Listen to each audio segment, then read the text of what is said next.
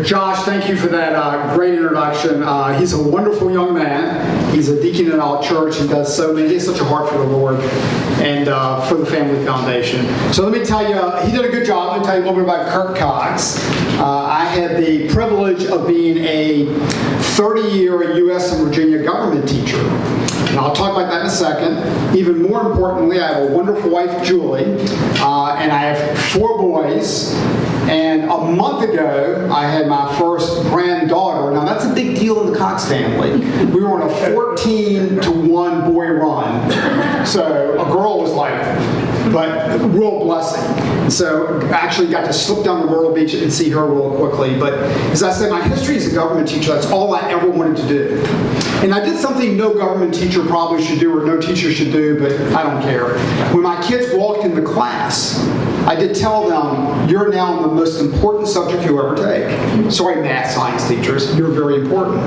Because if you think about it, senior government might be that only student's shot.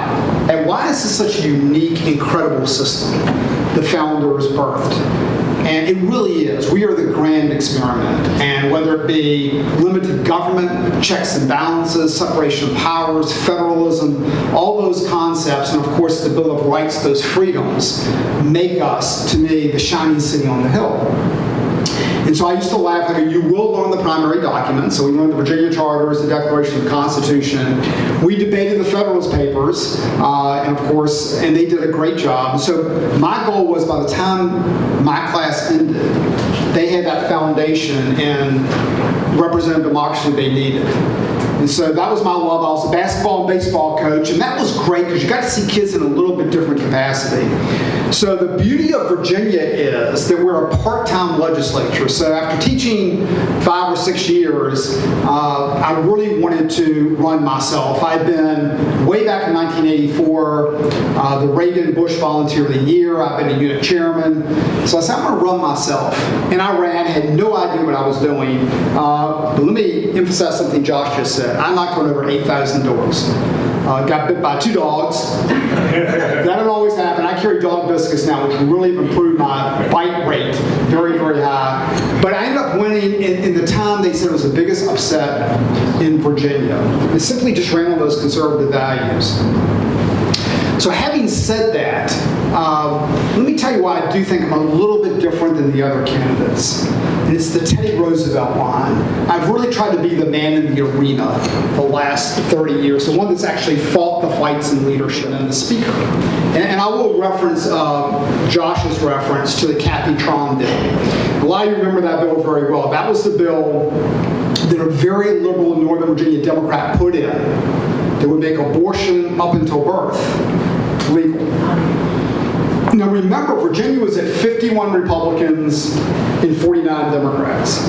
A lot of people forget this. New York had flipped from a Republican Senate to a Democratic Senate and passed that very bill. So my fear was that was going to happen in Virginia. And so in Virginia, when you're the speaker, you are up on this really high platform. Remember, there are 100 of us, and there's, of course, the seats out in the sort of the chamber. But a lot of people don't know this. The speaker does have a seat. It's way down on the side that no one can see because you never use it. And I think it's been 60 years since a speaker has given a speech. And I felt so strongly about that bill that I actually left the podium and I gave a speech on the life issue. And here's what I said, and having this microphone is perfect. I said, as long as I have a microphone, I'll speak up for life. And I used this number, and this is about 2 years ago, it's worse now, but here's the number I used. 61,012,997. Let me repeat that, 61,012,997. And I think in my speech I said it 5 times. And everybody's wondering, what's that number? And I would say that's staggering numbers, the number of abortions we have had since Roe v. Wade. And to me, that is one of the most tragic things in American history. And then I went on to say, because he's one of my favorite biblical figures, King David. And King David, remember, is a man after God's own heart. And I love Psalm 139. It's sort of my favorite Old Testament verse, where he says, you created my innermost being. You knit me together in my mother's womb. I praise you because I'm fearfully and wonderfully made. And then I concluded with, Virginia can just do better than this. And we were able to defeat that bill. And I thought that was very, very important. When I left the speakership, we cut taxes by $1 billion, second largest tax cut in Virginia history. We'd frozen college tuition for the first time in 20 years. We were the number one state to do business. We were one of the most safest states in the nation. Fourth lowest violent crime rate, lowest recidivism rate. And now look at us. So a lot of people say, why are you running for governor? And I go, one-party Democrat control.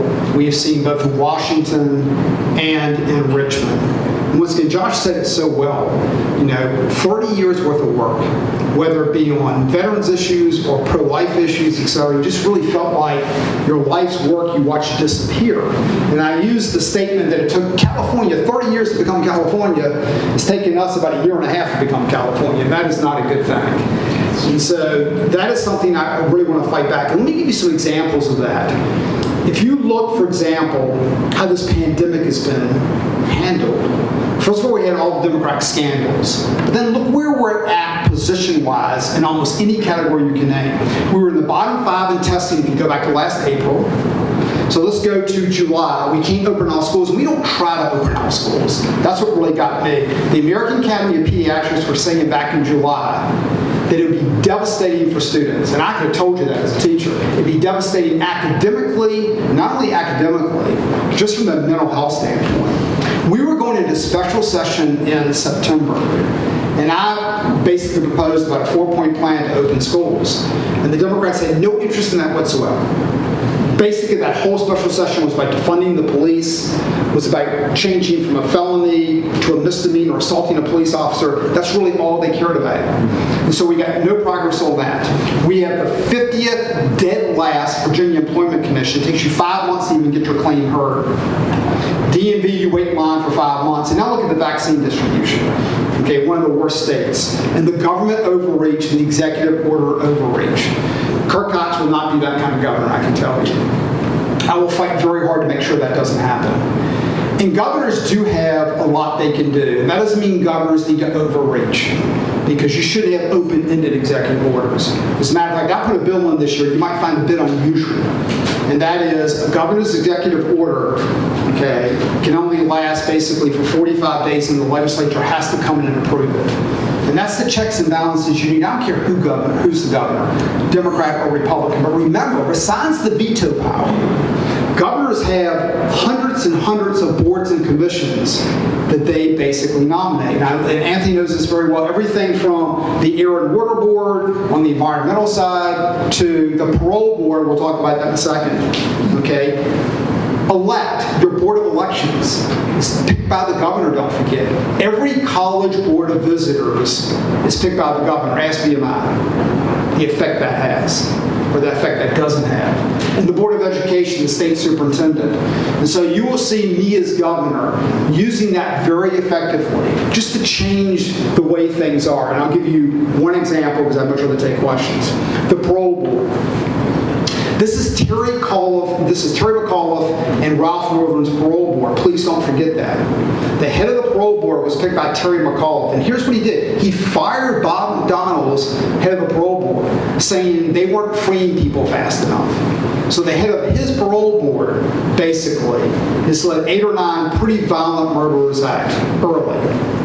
And the way they've done that is you're required to notify victims and victims' family before that person goes up for parole. Why is that? So they can give testimony, talk about how it's affected their life and what the effect of letting that person out would be. They deliberately didn't notify them. One grandmother, they deliberately turned off her notification piece, which is unbelievable. They falsified minutes. And then we find a series of emails that have come out recently where basically they've almost joked about it. We could wave a magic wand and let everyone out. I'm giddy with power.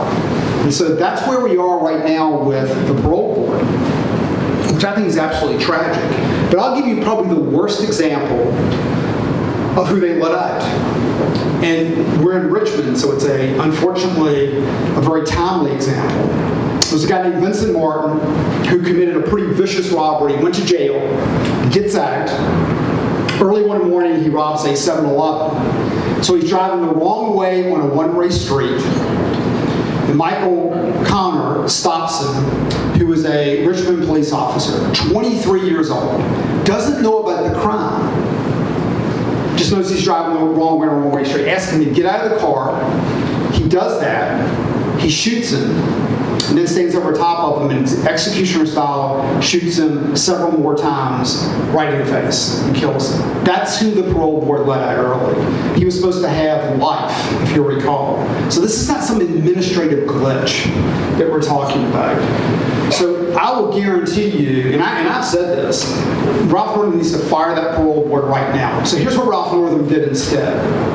The Inspector General who did the investigation, who's your watchdog, basically said they violated the law. The investigator who did that got a $2,000 bonus and basically very nice, job approval ratings. She just got fired. And so the amendment the governor sent down on that is to investigate the Office of Inspector General, not investigate the parole board. And guess who's doing the investigation? Mark Herring. I'm sure we all feel comfortable with that. So that's where this governor is right now. So I think it's absolutely incumbent that we have to win this year. We have to reverse those policies. And we can. We really can. One-party Democrat control has people furious. Go up to Northern Virginia and ask them about their schools. You're talking about a senior, and I taught seniors in high school. Can you imagine missing your entire senior year? You can't get that back. Can you imagine, not only from an academic standpoint, you might be 3-6 months behind, but can you imagine even from a social standpoint? You might be a young lady who's trying to get a scholarship to play college volleyball, and your chance to be looked at is your senior year, and you never get looked at. And so it has devastating consequences. I started at Peabody Middle School in Petersburg, and I really enjoyed that. It was an inner city school. You've got kids right now, though, in those types of schools that are 3 and 6 months behind reading and math because of Zoom 7 hours a day. Those kids almost will never catch up. And so I have a learning loss plan to make up for that, but that's what we face right now. That's the consequence of not opening up. So I would say to you, and Josh said it well, please go knock those doors. My very last campaign, I'm very thrilled to have Mike Cherry running in the seat. And he said, well, it's not our seat, it's the people's seat. But I got to tell you, when you have a seat for 32 years and you love your constituents, boy, you want someone good running that you really think can win. So I'm really thrilled that Mike is running. When I ran for that seat last time, it's about a 46% Republican seat, and he can win it. But that seat, when I ran, I talked my doors, I knocked on about 8,400 doors. And I walked and knocked on every part of the district. And people love that. Whether you're a swing voter or a Democrat, if you will really appeal and listen and tell them what you believe in, they love that. But in that race, I had $1.5 million put against me. Michael Bloomberg, Planned Parenthood, Tom Steyer, and George Soros, the big four. And we still won. It was almost all out-of-state money. So it is very, very, very doable. So with that, let me, because I had someone ask me that they wanted me to explain the process, and then I'll open up the questions. So Republicans are having an unassembled convention. It's a little bit unusual. And the way that works is that, and I think for the most part, this is going to work fine. You don't go to one location. There will be 37 different locations. And so generally, if you live in Henrico, there'll be a location. If you live in Chesterfield, there'll be a location. If you're in a smaller locality, let's say a Powhatan, you might have to go to Amelia. They're picking all the locations right now. But you're not going to have to drive to one location, for example, and go to a convention. Here's the other good thing, and that is a drive-through convention. And you only vote once. There's something called ranked choice voting, where you pick your first, second, and third choices, and then you get to leave. I actually really like that because for a lot of reasons. I think it'll have more people participate because they know they can vote once. And frankly, I like first, second, and third. I mean, if you're a Republican candidate, you better be saying what you're for and not what the other guy's against. And I think that lends itself to that. And that's what I'm going to do. So that's sort of how the process works. The only thing I will also say is you do have to pre-file. You have to fill out a one-page form saying your intent to be a delegate. It's very easy to do. Every locality is a little bit different filing deadline.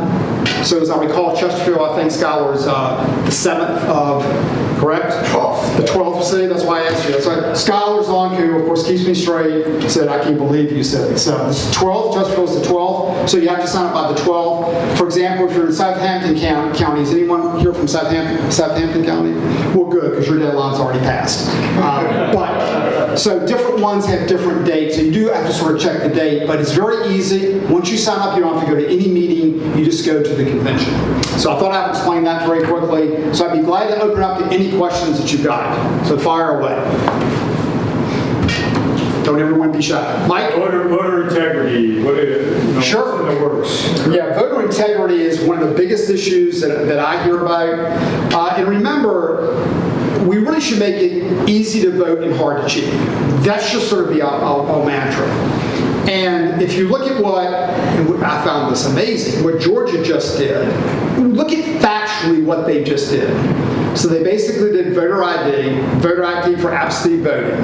You have something called drop boxes, which is something that the Democrats have really put in the last few years. They didn't actually outlaw drop boxes. We have them in Virginia. They limited them to a smaller number and basically said they just had to be emptied every day and they were to be a chain of custody. I mean, those are just nothing more than common sense measures. And so they also said if a local registrar sort of goes rogue, there's accountability there. That's sort of what their plan was. In Virginia, that's what we would push for. We would push for several things. We have something called the State Board of Elections elect. It's 3 Democrats and 2 Republicans because the governor's party controls the majority. So every locality has 3 Democrats and 2 Republicans. I put a bill in this year, and this shows you where the Democrats really are, that said, let's make it 3 Republicans and 3 Democrats. Let's just take politics out of the State Board of Elections, because you guys are always talking about, voter integrity, etc. So at 7 o'clock in the morning in a subcommittee, they killed that bill in 5 minutes. They had no interest in that bill whatsoever. And here's what else I did with this bill. Currently, the governor picks the head of elect, the commissioner of the State Board of Elections. I made it where the 3 Republicans and the 3 Democrats picked. Totally took politics and the governor out of it. They killed that. So that's sort of where, when people talk to you about voter integrity, that's where they're at. But I would say, obviously, we need voter ID. We certainly need matching signature requirements for absentee voters or straight voter ID. We need those type of drop box qualifications, which I think are very, very important to make sure there's integrity there.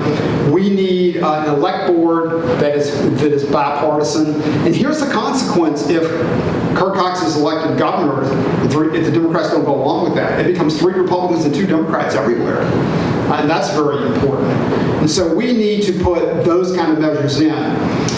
We're not going to put those in right now. The Democrats have no interest in that. So what you need to do right now is, I think whoever the governor's candidate is, and I certainly plan on doing this, you need a very robust voter integrity program yourself to make sure they're very competent people inside the polls, just to make sure the elections are fair once again. That doesn't favor either side. Those folks need to know the code section. They need to know exactly what their rights are. They need to be well-trained, etc. And we also need to be very vigilant in September, October, November when the rules are attempting to be changed, etc., that we're taking those things to court, etc. But I think we need a very robust voter integrity program. Thanks. Yes, sir. So you're an educator. Yes, sir. So right now, across this Commonwealth, there's school boards. You're getting the information on critical race theory and what textbooks to have in the classrooms. How does the governor influence that? Yeah, the governor actually is more effective than you would think. And you've mentioned local school boards. Please don't forget, the first thing the governor does is the governor picks the state superintendent. The governor, don't forget, picks the Board of Education. A lot of the suggestions for curriculum that comes down from the state is the State Board of Education. They have curriculum committees. You have state superintendent memos, which basically give guidance on about everything in the world. So what a lot of people don't realize is a governor can have a tremendous effect from a state level on who he puts on the State Board of Education, who's the state superintendent, who's the Secretary of Education, and in that guidance. I will remind you, you even go back when Mark, and I don't even remember, when Mark Early years ago put a bill in that you had to learn the Virginia charters, and just basic primary documents. And so, making that curriculum true and rigorous is really where you want to go. And to your point, things like critical race theory do exactly the opposite. That divides us. It's exactly antithetical to what the founders wanted. So that would be number one. I'm a little bit unusual, and I think this is something that is actually a selling point. I'm a public school teacher for school choice. And let me tell you why that's important. I put in the first tuition tax credit bill that Jimmy Massey eventually pushed through. And that's very, very important to have that alternative.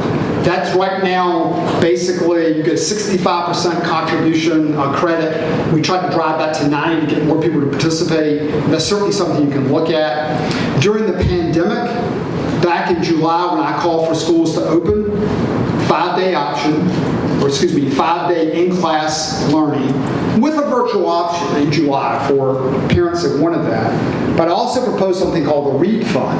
And the READ Fund was for public or private, and what it said was for tutoring, for teaching pods, for online supplemental help, for hardware, software. It gave parents help with that, where they could directly access that money. You had a lot of parents that were working, they had kids at home, etc. And also education savings accounts. Education savings accounts are really innovative accounts where you can use that money for various things like textbooks and other type of, whether it be private or parochial schools.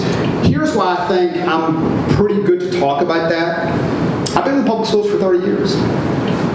So in other words, I'm not some guy that's just been in the private school world or the homeschool world. I've taught homeschool classes and done homeschool consortium, and I'm a big supporter of homeschools.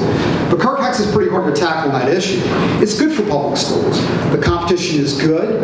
It'll make them more rigorous.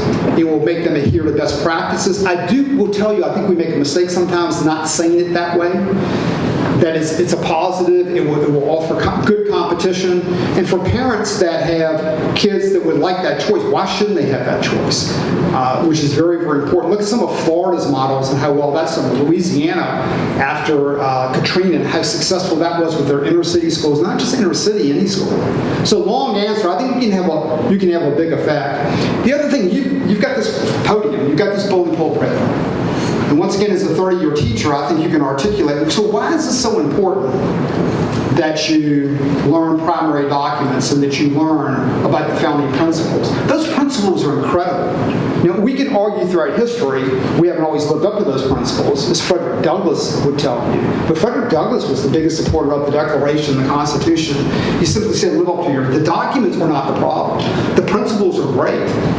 And we need to live up to those principles sometimes. Well, we've made tremendous progress in that throughout all history. And we need to continue on the path. Notice school teachers give long answers. So that's, Hey, Kirk, when you get the nomination and get to the governor's house, what can you do and what will you do to help bring the Republicans together, right? So it's been a tough 2 years, right? A lot on all levels. But how can the conservative movement in Virginia come together with all the different voices that are barking? Yeah, tough question. I would say, let me go back a little bit. We have to come together now. And I think your point, I'll address as governor. But one of the things that I do think is going to be very good for us is that with one-party Democrat control, what they've done, if that's not a unifying factor for people, I can't imagine what is. And that should be great motivation to all of us. That we get behind the nominees for governor, lieutenant governor, attorney general. We've watched what's happened. So that should be a great motivating force. And Republicans do need to unite. I would say that, as governor, I think I'll be a little bit unique in that I served in the House for 32 years. I spent almost all my career recruiting people to run for the House of Delegates. We've got several good candidates in here tonight. I'm not going to be the kind of governor that, policy is extremely important to me, but I really want a robust Republican Party, a conservative party, because if I don't have that, my policies aren't going to do as well. Number one, I'm not going to have as many people in the House. I'm going to have no shot to take over the Senate in 2 years. So the party being united is crucial to get back the legislative branch, because if you don't get back the legislative branch, there's a lot you can do. I've talked about boards and commissions, I've talked about the bullying pulpit, I've talked about the veto, the threatened veto. But if you really want to move legislation, like a lot of us would like to move legislation, you need majorities. So I'd say the first thing I would do would be, I'm going to go around and help a lot of candidates. And I think that's one of the keys. You'll see me very active within the Republican Party. And I've seen both types of Republican governors. I've been around a long time. I've seen Republican governors that made it their mission to win back a legislative branch, to help young candidates, to go speak to local Republican units. That doesn't happen very often. To help them raise the money they need, etc. And those are the types of things that a Republican governor can help unify the party, I think, greatly. And frankly, when a governor says, hey, the priority is beating the Democrats and pushing policy, not this fight over here, that is a lot of clout. Those fights seem to stop a lot more if you're willing to use that power, which I think is very important. Even power, it's I think the persuasion that you have. But it's a great question. Others? You mentioned out-of-state money and also just talked about recruiting. How do we counter that out-of-state money that's coming in from the Democrats, and then also looking at the numbers in the House and Senate, where do we need to focus those and how do we get them to go? Well, I'll start with the second question first. There were two questions. Basically, recruiting good candidates, and then number two, how do you combat the out-of-state money? I should know the number, I think they said 1997. I was talking to Todd Gilbert the other day, but we have the most folks running for House seats in recent history, let me put it that way. And I mean in a long time, probably almost 25, 26 years. And that is tremendous news. I think there's almost no Democrats not being challenged. Now, why is that? A lot of people just feel that they need to step up. I mean, I feel like that running for governor. I mean, I could have, look, I was speaker, we lost control, I could go retire. I felt like that was the most irresponsible thing to do in the world. I think a lot of the candidates right now are going, and I've talked to a few tonight. If not me, who? If I'm not going to step up, if I don't care enough about this republic, and we're seeing droves of good candidates of all stripe, step up and do that. And that's why we have. And let's be candid too, they think they can win. They like where we're at right now, the Democratic overreach. They think the issue mix is the best we've had. So I am extremely pleased with that. The money question is tough. I would say for governor, I have made about 100 national phone calls. So I'm already trying to set myself up if I get the nomination. And here's the great message that you can deliver. Remember, New Jersey and Virginia, only two governors' campaigns this year. They're basically none other. There are no federal elections. You're not competing with 30 other states to get money. Republicans are very anxious to do well in Virginia this year nationally for this reason. It is the bellwether. Everyone wants to take Congress back. I'm a state legislative guy. That's much more important to me. I've always been a state guy. I think the governorships and the state legislatures are where you really make policy. But having said that, a lot of the national guys who want to take Congress back in the midterms, they understand if we win in Virginia, that's what every national press guy's going to write about it. And remember, that's an upset. So you go, wow, Virginia not only went red, let's say we do really well in the House of Delegates. That's news. So they want to play in that. And I'm not downplaying New Jersey. Sorry if you're from New Jersey. But candidly, a lot of them are going, that's a really tough state. So it's really Virginia. So the big advantage I think we have is that you will be able to raise the national money, which we've not always been able to do lately. It will be there. And then, of course, if you win, that begets more national money. So the last time I ran, the Democrats raised $1.5 million against me. I raised about $2 million. So it's there, but boy, you got to work for it. So others, you do one more. Sure. I've got a delegate for us. Okay. Anybody else? Yes, ma'am. So I'm an advocate for people living with mental illnesses. And of course, the suicide rate has increased among youth significantly this past year due to the pandemic, the other effects of the pandemic. What kind of what's your agenda for improving mental health in our state? Yeah, we've actually done some fairly positive things in Virginia. We could do a lot better. We have what's called Step Virginia, which is one of the big things is same-day access to me and first-day access. So a lot of the problems in mental health are we're only right now set up to deal with people in crisis. And my wife does this for a living. She's a crisis counselor for the Community Services Board. So she deals with, obviously, folks that are in crisis. And one of the problems is that oftentimes when they're seeing you for the first time, you are really in crisis. You're suicidal, you're in a very tough state. In other cases, you've reached out before, and just because the system is so bogged down right now, that person is not seen. So I think really trying to make sure that we have same-day access, we have services that are provided much more quickly.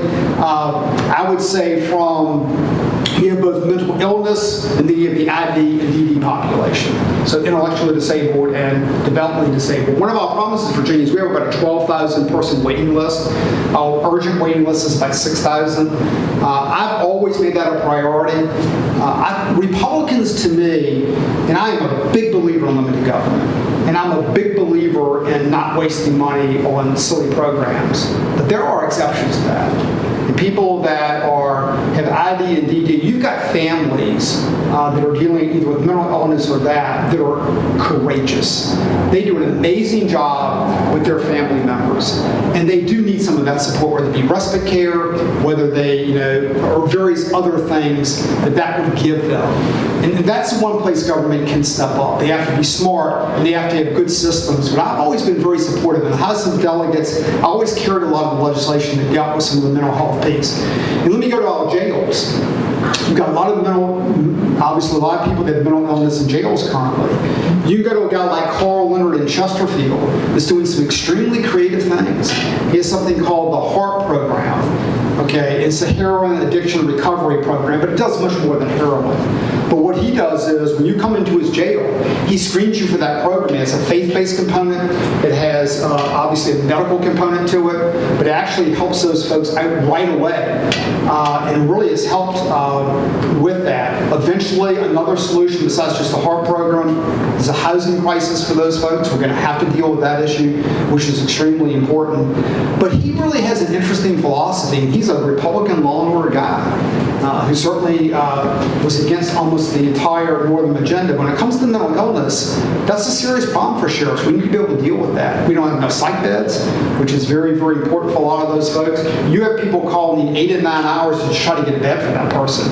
And by the way, that takes a sheriff deputy off the road for 8 hours as he's waiting for you to try to get the bed. So not only is that a mental health piece, that's also a law enforcement piece. So I'm pretty, hopefully, not only sympathetic, trying to be very versed in that issue, and we'll work very hard on it. It's a big issue for us. And if you talk to any sheriff's department, they will go as one of the biggest issues they deal with, whether it be opioids or mental illness.